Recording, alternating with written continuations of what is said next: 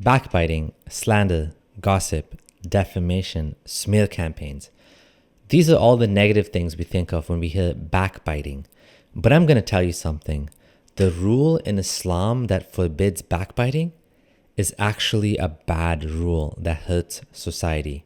I'm not trying to be edgy or say everything Islam has is bad. I'm going to show you the real reason why we humans get so excited about gossip and why it can serve as a protective mechanism in society. I'm your friendly ex-Muslim. Let's get into it.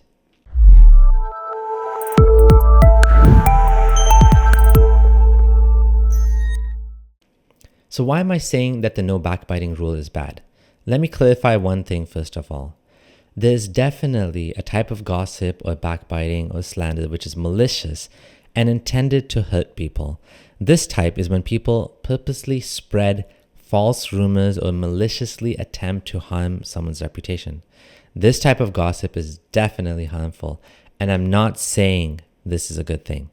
However, and this is where the problem is with the Islamic rule, it throws out the baby with the bathwater. Let's review the backbiting hadith and the verse of the Quran. In the Quran it says, "O you who have believed, avoid much assumption. Indeed, some assumption is sin, and do not spy or backbite each other. Would one of you like to eat the flesh of his brother when dead? You would detest it." And in the hadith, Abu Hurairah narrated that the Messenger of Allah said, "Do you know what ghiba, backbiting is?" They said, "Allah and His Messenger know best." He said, "Saying something about your brother that he dislikes." It was said, "What if what I say about my brother is true?" He said, "If what you say is true, then you have backbited about him. And if it is not true, then you have slandered him." Sahih Muslim. So the rule is, don't backbite or say something true about your Muslim brother or sister if they wouldn't like it. So, you can't say anything about anyone that they don't like, ever. And then, here's a question. Isn't this a good thing? Why would backbiting ever be good? I mean, you don't want people to say bad things about you. Why would gossip ever be a good thing? Isn't this a vile social problem that should be eliminated? No, here's why. The no backbiting, no gossip rule creates an environment of secrecy that benefits bad people. Ryan Dunbar is an evolutionary psychologist who studies gossip. He mentioned in his paper on gossip that more than 65% of our everyday conversations are of social topics, including relationships to others. Why are we so attracted to gossip? There's an evolutionary aspect to it. Humans engage in chit-chat for social network building. Gossip plays a role in the maintenance of socially functional groups. It gives humans the ability to spread valuable information. We can view gossip as a way to raise awareness about the dangers of others around us. Gossip and embarrassment kept people in check in society. It forces you to behave properly or to be ostracized or shunned. It protects society from bad actors who try to benefit without contributing back to society. So let's look at the definition of backbiting. Malicious talk about someone who is not present. The problem is that there's an extremely subjective nature regarding what backbiting is. Muslims base backbiting on their personal definitions of it. This can create a culture of fear surrounding talking about one's thoughts and feelings. I'm personally aware of a case where there was a Muslim convert who lied to the community and told them that she was poor and needed money. It turned out that she owned $1 million home and had a lot of money that she didn't disclose, yet she still fundraised $30,000, which could have gone to actual women in need. She used the money for something else, and the poor Muslims didn't know better. A Muslim woman who knew her personally was worried about backbiting. When others asked her, she just said, "Allah knows best," or "You should ask her directly." This is the problem. Because of the backbiting rule, people were cheated out of money. Religious Muslims don't want Allah angry at them and would rather not say something bad about their fellow believers, even if they know that person is in the wrong. There are exceptions when Islam says it's okay to backbite, right? This is where the problem lies. It's not clear. In this hadith, from the introduction of Sahih Muslim, it's reported, "We were near Ismail bin Ulayya, and a man narrated on authority of another man. So I said, 'Indeed, he is not reliable.' So the man said, 'Are you backbiting him?' Ismail said, 'He's not backbiting him. Rather, he's judging him unreliable. So even the early Muslims were confused about this. These two are arguing about whether calling someone unreliable is backbiting, even according to some hadith, so which is the most important thing in the religion. So I go back to the point of, if you can't clearly define it, why is the rule banning it? Muhammad came up with this rule, and even his own companions are like confused and they don't understand what backbiting is. They're accusing each other. You see what problem it creates? Now, according to one scholar, there are 6 exceptions to when it's permissible to expose another person's flaws, such as when a ruler asks about them, asking a scholar for fatwa, to warn Muslims of a bad marriage, etc. Where did these exceptions come from? I guess he made it up.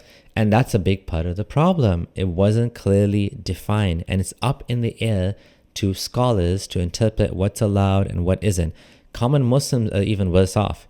Even then, the scholars will say, keep it anonymous and don't mention names. Don't mention who you're talking about, which means you are protecting a bad person and letting them get away with what they did. While scholars have provided exceptions to backbiting, the problem is that Muslims themselves do not seem to have a solid understanding of what backbiting is. Isn't backbiting something we see every day on social media, on popular Muslim social media even? The popular dawah figures will make a living off creating content that backbites others. I've seen Ali Dawah attack Muslim women for not wearing hijab properly, or not wearing makeup, or attacking other Muslims for having different opinions. Not to mention, they frequently attack non-Muslims for having different opinions as well. Is that backbiting? They use the "we are educating them" or "we are warning people about them" as excuses. What about when you need to talk to someone about something that happened to you? Sometimes people just need to talk about something that's upsetting them. That's what therapy is. Doesn't that mean that sharing any of this would also fall under backbiting? And it's not always possible to hide who you are talking about. I mean, you can only have one wife or one husband, and maybe they're not good in bed. You can't really make this say I had a wife and say she wasn't good in bed. You can't pretend without anyone knowing who you're talking about. Everyone will know. So what if a Muslim kid had an abusive parent and they needed help? This rule might make them feel like they can't talk about it because they might be backbiting their parents. What if you have a situation where you have a mutual friend who could help someone, but you can't say anything to him without backbiting in the situation? You see, we're completely limited by this rule, a rule that says you're committing a grave sin by saying bad things about others, even if those things are not actually bad and you're just trying to help people. This leads to a society and culture of secrecy. There are other examples given of things you can't say about other Muslims, like he has a bad temper, he is irresponsible or careless. What's wrong with saying someone has a bad temper? It could be a predictor for abuse or other psychological problems. Isn't it possible that this might be important to share in certain situations to warn or correct behavior? In conclusion, even though it's true some gossip is harmful, on the other hand, gossip evolved as a large part of a communication, and it has protective measures for a society. It protects people from others who are harmful, and it ensures that people behave properly or risk public embarrassment. This rule, just like every other rule in Islam, is not sensible and creates more problems than it solves. What would have made more sense is to not speak bad of people for no reason. Sharing information about others in the community who might be bad partners, or cheats or lies, or to help share information about them that others can support them with, is very much okay. Gossip, quote unquote, has its place in society. Yet in the Quran or Sunnah, all we get is blanket statements like backbiting is eating their flesh. Muhammad was making things up as he went along, and often, like in cases like this, threw out the baby with the bathwater. Thanks for watching. If you enjoyed this video, please subscribe to be notified about my latest videos on Islam. Thank you to my patrons for your continued support. This is your friendly ex-Muslim Abdullah Samir signing out.